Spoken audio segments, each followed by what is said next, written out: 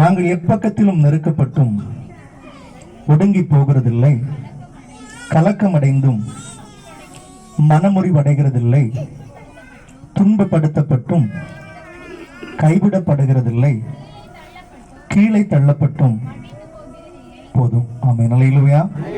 என்ன வாசித்தீங்க? அடிக்கடி தெரிந்த வசனம் அப்படித்தானே? எப்பக்கத்திலும் நெருக்கப்பட்டும் என்ன செய்ய மாட்டோம். நம்பிக்கை இருக்கா? எனக்கு இருக்கு. ஆமை சொல்லுங்களேன். அல்லேலூயா சொல்லும் போது எப்படி சொல்லணுமா? ஒவ்வொரு முறை நீங்கள் கரங்கள் எல்லாம் உயர்த்தும் போது இயேசு ஜீவிக்கிறான்னு அர்த்தம். அல்லேலூயா.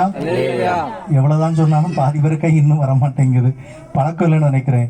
அல்லேலூயா என்னது? இயேசு ஜீவிக்கிறார். உண்மையா இல்லையா? மரித்தேன்னு சொன்னாரா இல்ல ஆனாலும் உயிரோடு இருக்கிறேன்னு சொன்னாரா? அப்ப அல்லேலூயா சொல்லலாமே. அல்லேலூயா, அல்லேலூயா. அடிக்கடி சிந்திக்கிற வசனம் தான், நாங்க எப்பக்கம் நெருக்கப்பட்டும் ஒடுங்கி போகிறது இல்லை. அதுக்கு அடுத்து என்ன சொல்லுது?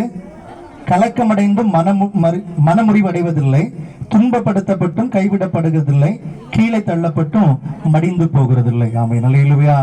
ஒருவேளை இன்னைக்கு இருக்கிற உங்க வாழ்க்கையில இல்ல கேட்டுக்கொண்டிருக்கிற சில பேருடைய வாழ்க்கையில எப்பக்கமும் உள்ள அந்த நெருக்கங்கள் காணப்படலாம். 4 பக்கமும் குடும்ப போராட்டங்கள், பிசினஸா இருக்கட்டும், இல்ல பொருளாதார நெருக்கடியா இருக்கட்டும், சரீர சுகவீனங்களா இருக்கட்டும், பிள்ளைகளுடைய காரியங்களா இருக்கட்டும், பல விதத்திலே நெருக்கப்பட்ட ஒரு சூழல் இருக்கலாம். அல்லது கலக்கம் அடைகிற ஒரு சூழல், அதாவது நாளைக்கு என்ன செய்வது, நாளனைக்கு என்ன செய்வது, இப்படியே போனா என்னவாகும்னு சொல்லி பல குழப்பத்தினால மனமுறிவு ஏற்படுகிற சூழ்நிலைகளை பார்க்கலாம். அல்லது கைவிடப்படுகிற ஒரு சூழ்நிலையை நீங்கள் உணர்ந்து கொள்ளலாம். இப்படி இருக்கும்போது பக்தன் அழகாய் சொல்லுகிறார், ஆனா நாங்க ஒடுங்கி போகிறது இல்லை. அல்லேலூயா.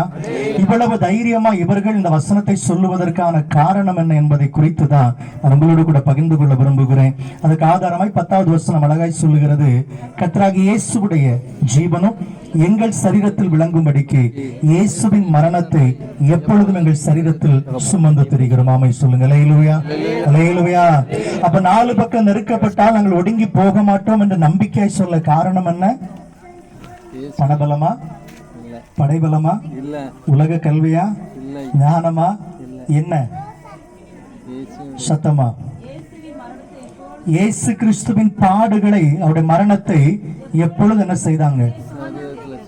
எப்பொழுதும், எப்பொழுதும் சரீரத்திலே. ஏன் எப்பொழுதும் சொன்னேன்? வருஷத்துல ஒரு முறை அல்ல, எப்பொழுதும் கிறிஸ்துவின் பாடுகள் உங்களுக்குள் இருந்தா நீங்க எப்பக்கம் நெருக்கப்பட்டாலும் ஒடுங்கி போக மாட்டீங்க. ஆமென். அல்லேலூயா. நீங்க வருஷத்துக்கு ஒரு முறை தான் இயேசுவின் பாடுகளை உங்க இருதயத்துல ஏற்றுக்கொள்ளுவீங்கன்னா 4 நாள் கூட தாங்காது. நீங்க திரும்ப என்ன செய்வீங்க? ஒடுங்கி போவீங்க, மனமுறிந்து போவீங்க, கலக்கம் அடைவீங்க. எப்பொழுதும் கிறிஸ்துவின் பாடு உங்களுக்குள்ள இருக்குமானால் எந்த சூழ்நிலையும் நீங்க வெட்கப்பட்டு போக மாட்டீங்க. ஆமென். அல்லேலூயா. அப்ப நமக்கு இப்போது தேவை என்னன்னா, கிறிஸ்துவின் பாடுகள் எனக்குள்ள என்ன செய்யணும்? பெருகி கொண்டிருக்க வேண்டும். என்னுடைய பாடுகள் அல்ல, கிறிஸ்துவின் பாடுகள் யாருடைய சரீரத்தில் அதிகமாய் பெருகுகிறதோ அவர்கள் கவலையே பட மாட்டாங்க. ஆமென். இப்ப எப்படி உங்களுக்கு தேவை? கவலைப்படுகிற இருதயமா இல்ல திடகாத்திரமா இருக்கக்கூடிய அந்த இருதயம் வேணுமா? திடகாத்திரமா வேணும்னா வருஷத்துல ஒரு முறை மட்டும் கிறிஸ்துவின் பாடுகளை சிந்திக்க வேண்டாம். வருஷம் முழுக்க சிலுவையை நாடி வாங்க. ஆமென். அல்லேலூயா. தினந்தோறும் சிலுவைக்கு உள்ள போயிட்டு வாங்க, நல்லா இருக்கும். ஆமென். அல்லேலூயா. கிறிஸ்துவுடைய பாடுகள் எவ்வளவு பெருகுதோ அவ்வளவு தூரம் உங்களுடைய பாடுகள் எல்லாமே தூர ஓடி போகும். ஆமென்.